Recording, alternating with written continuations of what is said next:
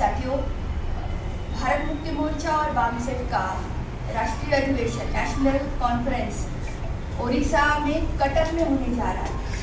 इसकी तैयारी के अंतर्गत हम लोगों ने पूरी परमिशन कलेक्टर से, पुलिस से सारा कंप्लायंस हम लोगों ने कर लिया था। इसकी परमिशन ली, बाकायदा मैदान बुक किया, वहाँ पे तैयारी भी चालू करी। लेकिन सारी परमिशन होने के बाद भी वहाँ पे जो बीजेपी गवर्नमेंट है, बीजेपी गवर्नमेंट ने हमको ये कॉन्फ्रेंस लेने से मना कर दिया।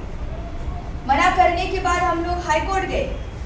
हाई कोर्ट में हम लोगों ने अपील दाखिल किया और बोला कि हमको ये जो रोक लगा दी है इस पे स्टे दीजिए। हाई कोर्ट ने भी हमारी बात को नहीं माना, उन्होंने भी इस परमिशन को लगभग नकार दिया।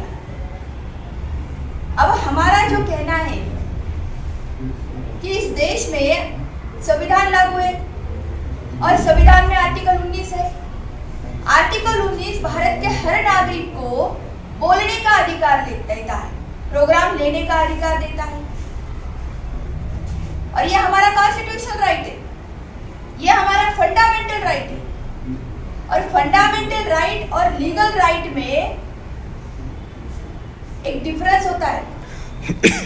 फंडामेंटल राइट वो होता है अगर किसी व्यक्ति का ये फंडामेंटल राइट अगर एबोलिश होता है तो जुडिशरी, प्रशासन, पार्लियामेंट इन लोगों की जिम्मेदारी बनती है कि उसको बचाने के लिए उन लोगों ने पहल करना चाहिए। ऐसा उन्होंने नहीं किया और हम लोग लगातार देख रहे हैं 2014 से बीजेपी गवर्नमेंट जब से इस देश में रूल कर रही है तब से लगातार नागरिकों का फंडामेंटल राइट इन लोगों ने नकारना शुरू कर दिया है। कॉन्स्टिट्यूशन को डिनाई कर दिया है। कॉन्स्टिट्यूशन तो है लेकिन उसके ऊपर ये देश चलाने के लिए तैयार नहीं है। ये लोग बार बार मनुस्मृति के लिए पहल कर रहे हैं और मनुस्मृति के ही कानूनों के आधार पे इस देश को चलाने की कोशिश कर रहे हैं। ये जो इशू है, हम लोगों ने 22 फरवरी को नागपुर में आरएसएस हेडक्वार्टर पर ये महारैली क्यों लेके जा रहे हैं? हम लोग पार्लियामेंट पे क्यों नहीं लेके जा रहे, संसद भवन पे क्यों नहीं लेके जा रहे? सरकार तो वहाँ पे बैठती है, लेकिन सरकार वहाँ पे बैठती जरूर है लेकिन वो चलती वहाँ से नहीं है। सरकार चलती है आरएसएस के हेडक्वार्टर से, नागपुर से।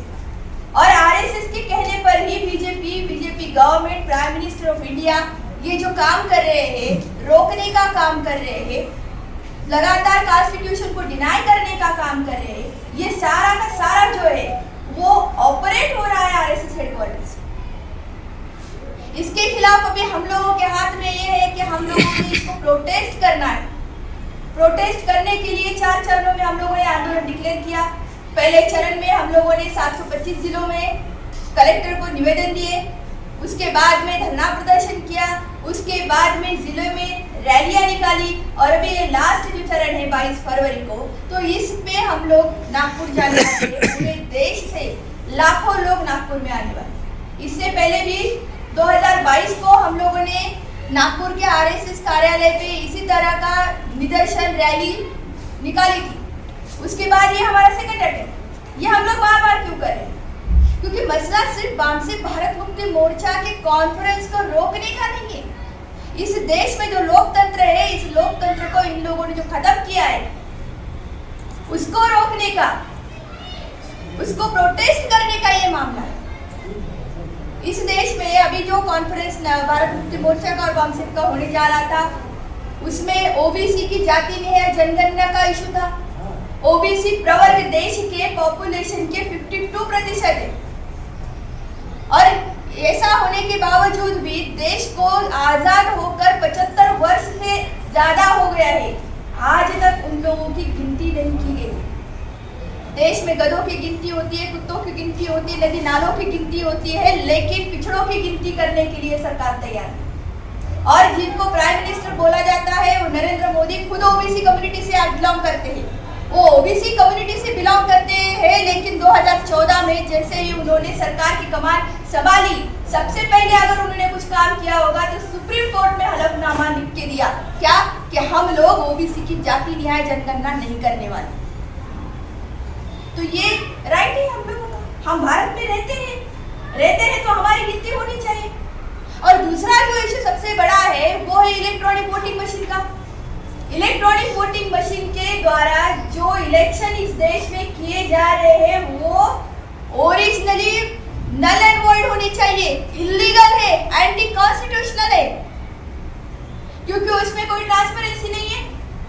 और लगातार जो चुनाव दिए जा रहे हैं, अभी जो हम लोगों ने देखा महानगर पालिका के इलेक्शन हुए, आप सभी लोगों ने उसके आंकड़े देखे होंगे।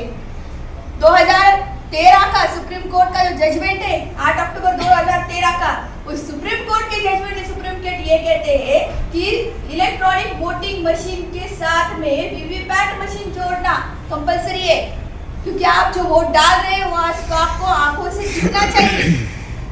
अगर आप लोग पेपर ट्रेल मशीन को नहीं लगाते हैं तो केवल ईवीएम के द्वारा किया गया election free, fair and transparent नहीं हो सकता। और कॉन्स्टिट्यूशन में ये प्रोविजन है कि इस देश में आपको अगर इलेक्शन करवाना है तो वो फ्री, फेयर एंड ट्रांसपेरेंट होना चाहिए। इसी के लिए इलेक्शन कमीशन को पावर दिया गया है, इसीलिए पावर दिया है। डॉक्टर बाबा साहब अम्बेडकर ने कॉन्स्टिट्यूशन में इनको पावर दिया है। जब आचार संहिता लगती है, जब लोकसभा का इलेक्शन डिक्लेयर होता है, विधानसभा का होता है, तब क्या होता है? तब इलेक्शन कमीशन के हाथ में सारा रूल चला जाता है, तब किसी गवर्नमेंट नहीं चलती है। मतलब इनको इतनी ताकत दी गई है, किस लिए दी गई है? कि लोकतंत्र में पारदर्शिता होनी चाहिए, लोकतंत्र प्रभावी तरीके से चलना चाहिए, इसलिए उनको राइट दिया है। अभी सुप्रीम कोर्ट बोल रहा है कि केवल इलेक्ट्रॉनिक वोटिंग मशीन के द्वारा जो इलेक्शन होगा, अगर वो फ्री, फेयर एंड ट्रांसपेरेंट नहीं हो रहा है तो इस प्रिंसिपल को, ये लोग इस प्रिंसिपल का उल्लंघन करेंगे। अभी जो इलेक्शन हुए महानगर पालिका में, उस किसी भी इलेक्शन में वीवीपैट मशीन नहीं लगाया गया है। अगर उस जजमेंट को हम लोग कंसिडर करते हैं तो एक ये कंटेम्प्ट ऑफ कोर्ट हो रहा है, और दूसरा ये इलेक्शन जो प्रक्रिया है ये नल एंड वॉइड होनी चाहिए। हम लोग लगातार ये बात कर रहे हैं कि इलेक्ट्रॉनिक वोटिंग मशीन को रद्द करके बैलेट पर इलेक्शन होना चाहिए। तो ये सारी चीजों को लेकर हम लोग बात कर रहे हैं। अगर 5 दिन वहाँ पे एडमिशन होता तो वो 5 दिन उसमें बहुत सारे इश्यूज के ऊपर चर्चा की जाती। पूरे देश भर से लोग आते हैं, हर साल लाखों की तादाद में लोग आते हैं। SC, ST, OBC, NT, DNT, VJNT and minorities, इन सभी लोगों के लोग वहाँ पे आते हैं। बुद्धिजीवी लोगों का देश का सबसे बड़ा संगठन है, और इसमें आदिवासियों के इशू के ऊपर बात की जाती है, OBC के इश्यूज के ऊपर बात करते हैं, शेड्यूल कास्ट के लोगों के ऊपर बात करते हैं, इसमें माइनॉरिटीज के लोगों को लेकर बात करते हैं, इसमें किसानों की, मजदूरों की, हर तबके की इसमें बात होती है। हमने आज तक RSS को प्रोग्राम लेने के लिए कहीं पर भी प्रोटेस्ट नहीं किया है, कभी नहीं किया है। हमने कभी निवेदन नहीं दिया क्या आप लोग ये फला फला काम कर रहे हो। उन लोगों की जो लैंग्वेज होती है उसमें तो सिर्फ जहर होता है, दूसरा कुछ नहीं होता है। हर जाति में वो लोग सिर्फ झगड़ा लगाना जानते हैं, उनके